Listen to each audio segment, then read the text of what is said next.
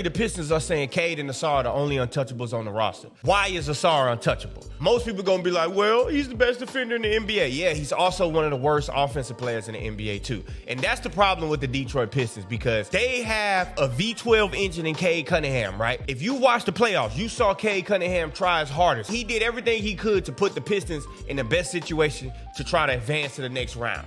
They need offense. And when I'm talking about offense, I'm not saying that you got to trade Ausar Thompson for a guy that plays offense and maybe no defense. I'm also not saying you're supposed to trade Ausar Thompson for a bacon, egg, and cheese. But what I am saying is, if I'm the Pistons GM, I'm keeping everything on the table. The only untouchable I genuinely got is Cade Cunningham. So we need this roster to complement Cade Cunningham. So if there's anything that's out there that's a lethal scorer, and I'm not talking about in the regular season, I'm talking about in the playoffs too. I would love to see Tyler Hero over there with Cade Cunningham. I would love to see maybe a Michael Porter Jr. over there with Cade Cunningham. And alongside of that, I also got to pair one of those two stars with the guy like Trey Murphy. I would love to see that. If I'm Detroit and I'm getting closer and closer and I'm having this success, what I'm trying to do is maximize that. So I got to go get a Trey Murphy too. I'm going for broke with this whole project right here. I'm building the best team around Cade Cunningham that has to do with scoring and that has to do with defenders as well too. All options are on the table except for Cade Cunningham. But let me know what y'all think about this in the comments. The Detroit Pistons were a fake elite defense, and now was exposed against the Cleveland Cavaliers. They were second in defensive rating in the regular season, and that is because of Ausar Thompson. Now, Ausar Thompson, there's nothing fake about him. He is an elite defender, and when matched up against James Harden and Donovan Mitchell, he forced them to 18% from the field, 8 turnovers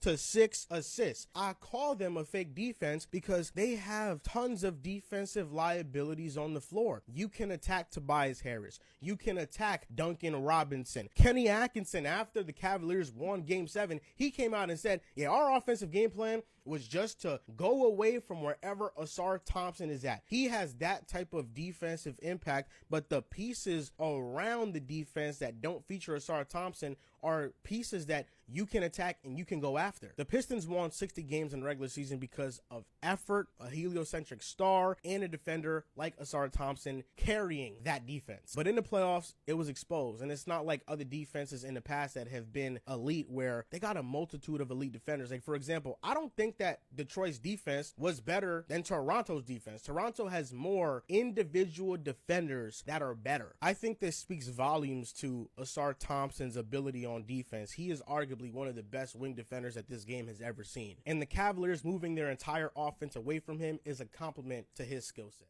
Hey, guess what? Go shoot a fucking jumper this summer, please, Lord. Shoot the ball. Just shoot 100 shots a day. Give me something offensively. Lord have mercy. Yeah. If he was a cornerback, he'd be in the Hall of Fame. He has to learn how to play offense. Their spacing is gross. Their spacing grosses me out as a shooter, as a guy who comes from Phoenix and Cleveland.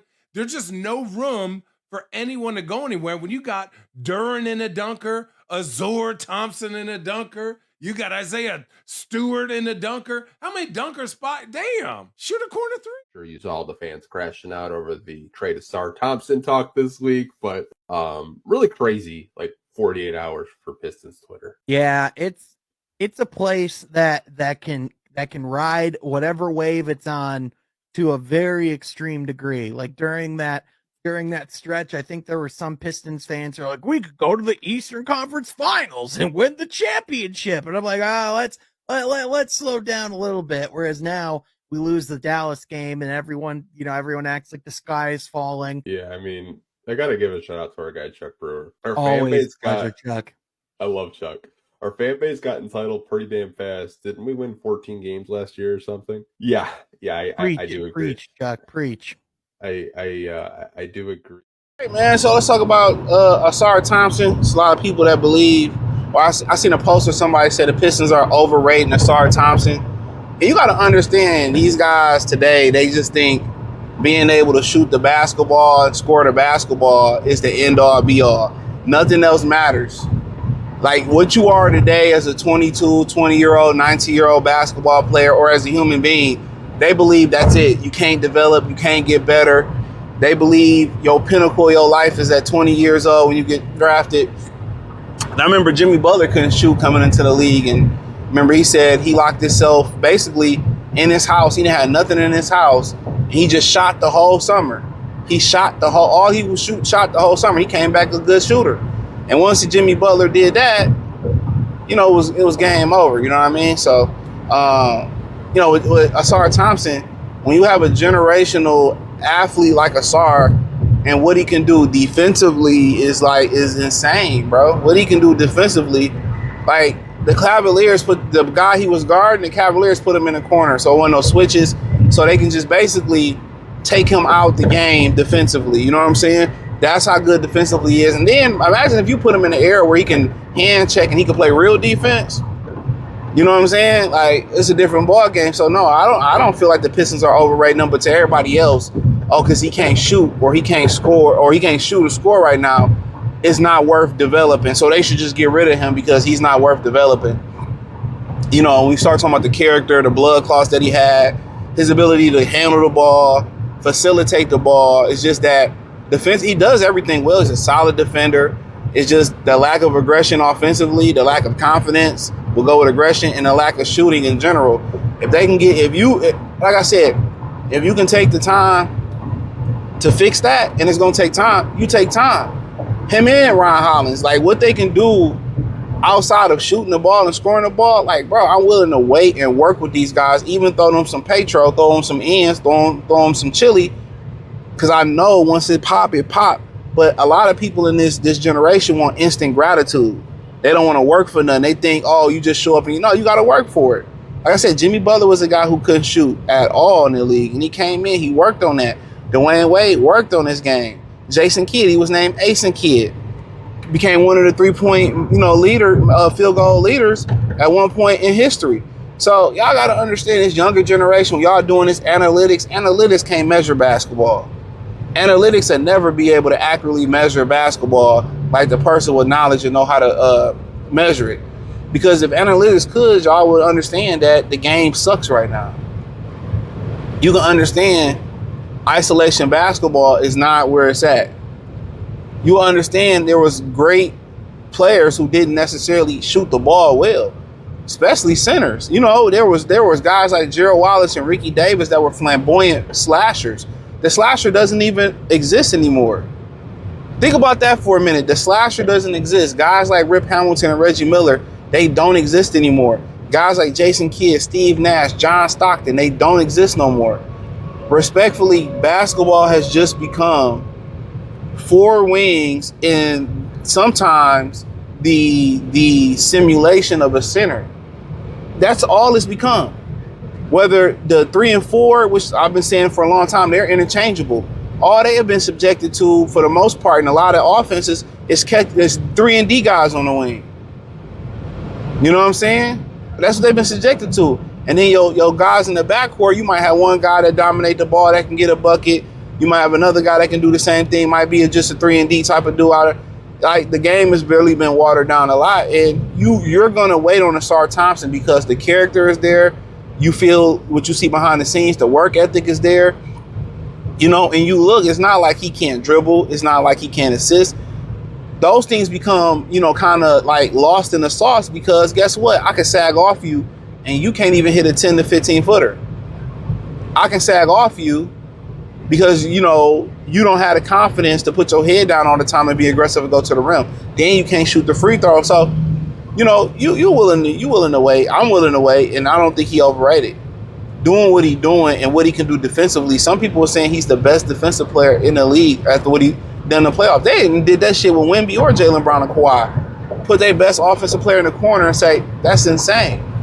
That's the type of level he's on. And I think he just fully had a full season after the blood clot. So, yeah, it's been a lot of guys that evolved. That Michael Jordan evolved this game.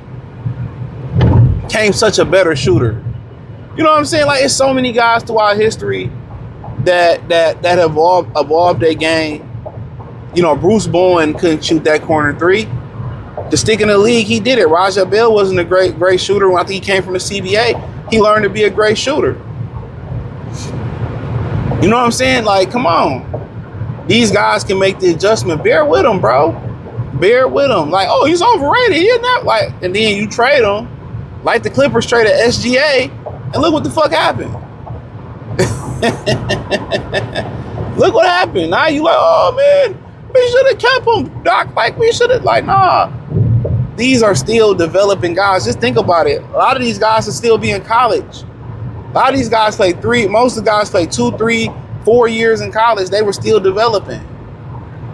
Most of these guys ain't got their man strength. Most of these guys ain't got to college and been able to stretch their arms and legs out and be a human being. You know, they got right into the league and got busy. You know? So bear with them. They're very young, bro. They still figuring this shit out. Y'all just think it's all hooping. They got hoes. They got family asking for shit. Then you trying to invest your money the right way. You know, and then you trying to focus through all of this. So, but in general, hell no, he ain't overrated. And when you hear inside that organization, I had a homie that's inside the organization. They say they love that kid, bro. They say they love that kid. They love that kid. Like in and out. He ain't going nowhere. I'm telling you that right now. And the Pistons be dumb to get rid of him. They'd be dumb to get rid of him. Too elite. It's too many elite things that he can do. Too many. Even when you look at the ball handling, if he can shoot, he could be a good point forward. He can run point guard. His facilitation, his ball handling, his rebound, it's just offensively. When you don't have any offensive confidence to shoot or score at that level, you know, you don't have that confidence. It's hard. It's hard. People gonna pack the paint on you. So it's hard to get that assist. It's hard to throw that lob. It's hard, it's hard to really show what you can do. You know what I mean? So, but yeah, no way. But people just, my analytics say, man, analytic these nuts. Nerds need to get out of basketball, bro. The game is worse than ever. That now people, we low management, and if we don't run plays, we just play out, and it's a terrible game. As much as y'all go with unethical and efficiency, this is a very hard game to watch. But when people who've been watching the game for over 30 years like me, people say that shit, y'all just hating. I'm like, bro, we know what basketball look like. But hey, hit the link in the description, join the Patreon, find me on X, Facebook, Kick, Twitch, Instagram, Spotify, Anchor, Cash App, Venmo, PayPal. Appreciate the love, support. Peace. Ausar Thompson is one of the greatest defenders of all time, and he's still a liability. Even if Ausar Thompson makes a three-point shot, that gives you even less reason to guard him. In Game 7, the Cleveland Cavaliers completely stopped guarding Ausar Thompson. He made one three-point shot, and the defense completely disregarded him because they know he's incapable of making two in the same game. He's a liability on the floor for the Detroit Pistons. No matter how good he is on defense, he's the same detractor on offense. So even if Ausar Thompson locks down your best player, you're still playing a 4-on-4 basketball game that you might not win. The only way that Ausar Thompson sticks around in the NBA is if he puts on muscle and he figures out how to either be a small forward or a power forward. But there is no world where Ausar Thompson continues to be a shooting guard who can't shoot. The Detroit Pistons were a fake elite defense, and now was exposed against the Cleveland Cavaliers. They were second in defensive rating in the regular season, and that is because of Ausar Thompson. Now, Ausar Thompson, there's nothing fake about him. He is an elite defender, and when matched up against James Harden and Donovan Mitchell, he forced them to 18% from the field, 8 turnovers to 6 assists. I call them a fake defense because they have tons of defensive liabilities on the floor. You can attack Tobias Harris. You can attack Duncan Robinson. Kenny Atkinson, after the Cavaliers won Game 7, he came out and said, yeah, our offensive game plan was just to go away from wherever Ausar Thompson is at. He has that type of defensive impact, but the pieces around the defense that don't feature Ausar Thompson are pieces that you can attack and you can go after. The Pistons won 60 games in the regular season because of effort, a heliocentric star, and a defender like Ausar Thompson carrying that defense. But in the playoffs, it was exposed, and it's not like other defenses in the past that have been elite where they got a multitude of elite defenders. Like, for example, I don't think that Detroit's defense was better than Toronto's defense. Toronto has more individual defenders that are better. I think this speaks volumes to Ausar Thompson's ability on defense. He is arguably one of the best wing defenders that this game has ever seen. And the Cavaliers moving their entire offense away from him is a compliment to his skill set.